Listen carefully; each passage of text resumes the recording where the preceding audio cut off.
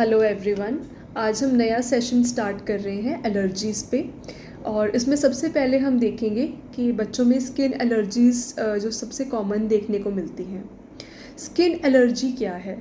बच्चों की स्किन में कई बार हमें ड्राइनेस देखने को मिलती है या रैशेस हो जाते हैं और बहुत इचिंग होती है। उस चीज़ को हम स्किन एलर्जी कहते हैं। और ये मोस्ट कॉमन होता है जब बच्चा किसी एलर्जन को, किसी स्पेसिफिक इरिटेंट को एक्सपोज होता है, उसमें देखने को मिलता है।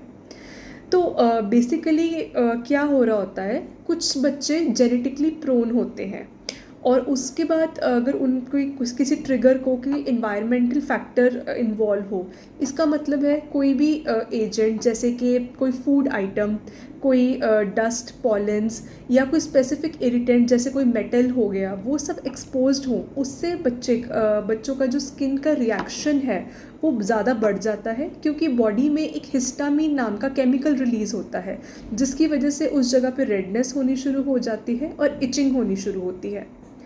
तो रैशेस किस किस तरह के हो सकते हैं, इनका अलग अलग तरह का नाम समझा गया है। किसी को एक्जिमा कहते हैं, किसी को हम हाइव्स या अर्टिकेरिया कहते हैं, कई बार हम उसको कॉन्टैक्ट डर्मेटाइटिस कहते हैं। ये अब रैशेस जब आप अपने डॉक्टर को दिखाते हैं, उनसे वो बता सकते हैं कि इन रैशेस का कारण क्या है। बट हम डिस्कस करेंगे कि हमें क्या जनरल मेजर्स लेने चाहिए, या ऐसे जब बच्चे स्किन एलर्जी को प्रोन होते हैं उनको फ्यूचर में जाके क्या प्रॉब्लम्स आ सकती हैं।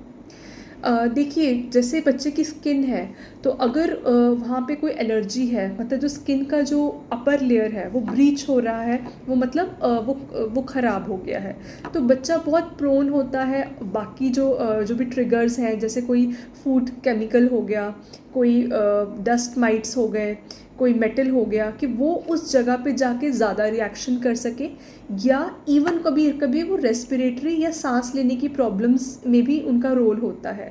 तो कई बार जिन बच्चों को स्किन एलर्जीज़ होती हैं पहले 1-2 साल में, उनको आगे जाके दमे की प्रॉब्लम भी हो सकता है उनको क्रॉनिकली ज़ुकाम खांसी रहे, या कई बार इन्हेलर्स की ज़रूरत पड़ जाए।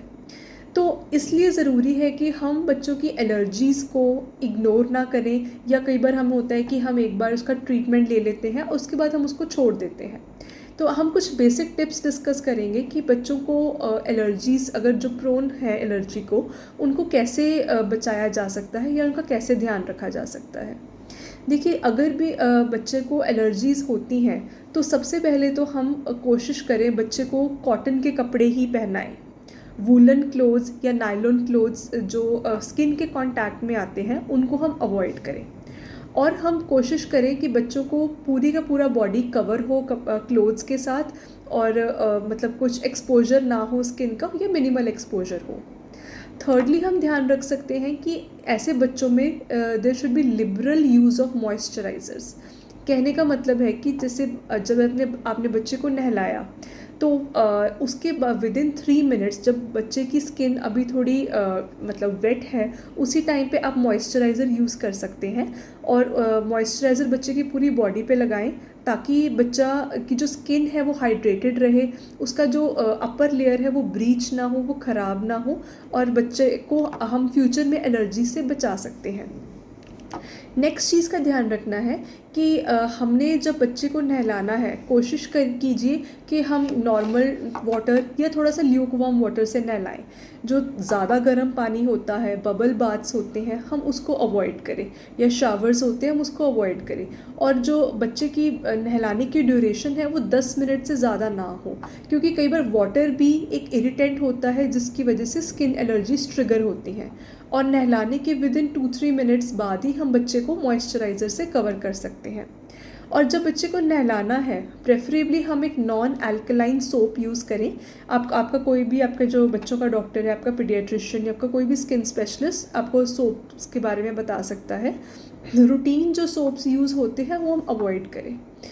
सोप यूज़ करने के बाद बच्चे को जब हमने साफ़ करना है, उसको बच्चे को पोंछना है, तो उसको हल्का हल्का पैट करें, कभी भी स्किन को रब ना करें, और विदिन 10 मिनट्स के अंदर हम बच्चे को नहला लें।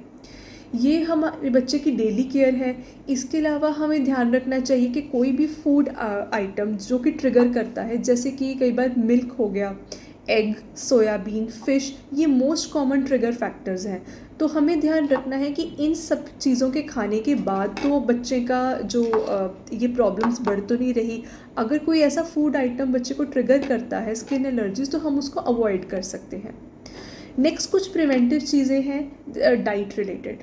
अगर हमें बच्चे को फ्यूचर में आने वाली कैसे कि ये एलर्जीज़ ज़्यादा सीवियर ना हो, हमें बच्चे की डाइट का बहुत ध्यान रखना है।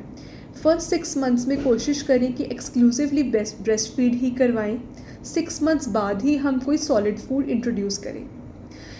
इसके अलावा अगर हम बच्चे का सराउंडिंग एनवायरनमेंट भी क्लीन रखें, तो उससे भी बहुत हेल्प होती है। जैसे बच्चे की बेड शीट्स हम रेगुलरली चेंज करें, या उसको सनलाइट से थोड़ा सा धूप में उसको एक्सपोज करें, ताकि जितने भी उस पर माइट्स वगैरह हैं वो सारी चीज़ें ख़त्म हो जाए।